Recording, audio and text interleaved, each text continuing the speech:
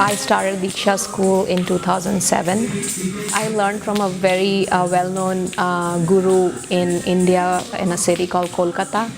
So I learned with her for like 2 years only. So I was still very little, like 5 to 7 years old. And then I came to another city and I started learning from another teacher.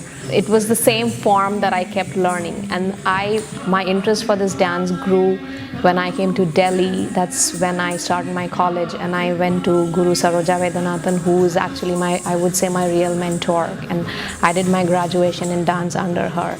So I learned a lot from her. I was in her dance troupe, we performed everywhere, and that's how I learned a lot from her.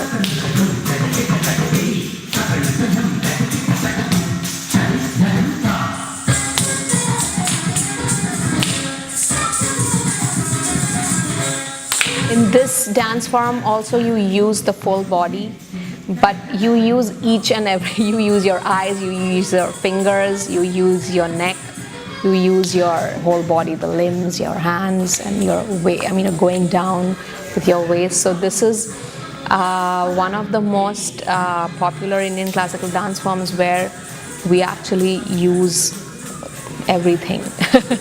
Each of these hand movements have names and they have different usages in dance. Like the hand movements, like this is called pataka. So we use pataka in many things, like we close the door and then we open the door. So then we have three pataka. We use three pataka to show a king and or to write something. So and then we have Alla Padma. We show beauty of a face, or we show our body. So and there are like 28 of these hand movements. So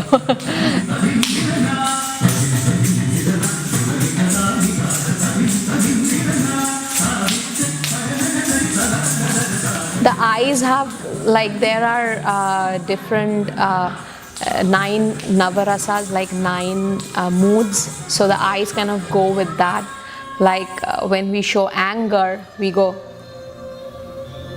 or when we show love, we go. So each of these eyes have, it goes with the mood, what mood you are in. So when we show bravery, we go. These are we use them in our daily lives, but in dance you kind of enhance it more.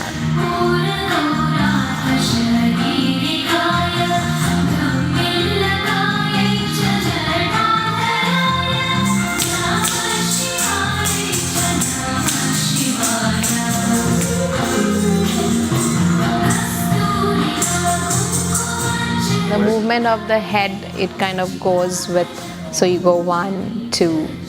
So in Bharatanatyam and Kuchipudi, these two are the most classical dance forms which they use head movement so much.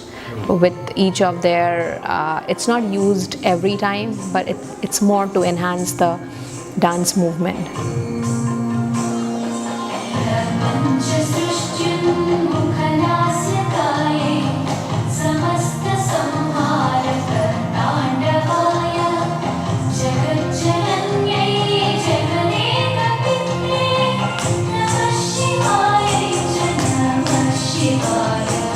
I think it is a very important part that when you learn something, you need to perform in front of the public to get the public appreciation, to see where you actually stand and what you have been learning, to put that in front of people. The last show that we did in 2009, it was called Sanskriti. So we wanted something, which would kind of match up with Sanskriti.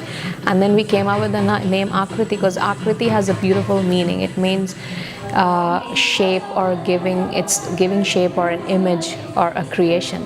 So this is like our attempt to create something really nice that would outshine everything else.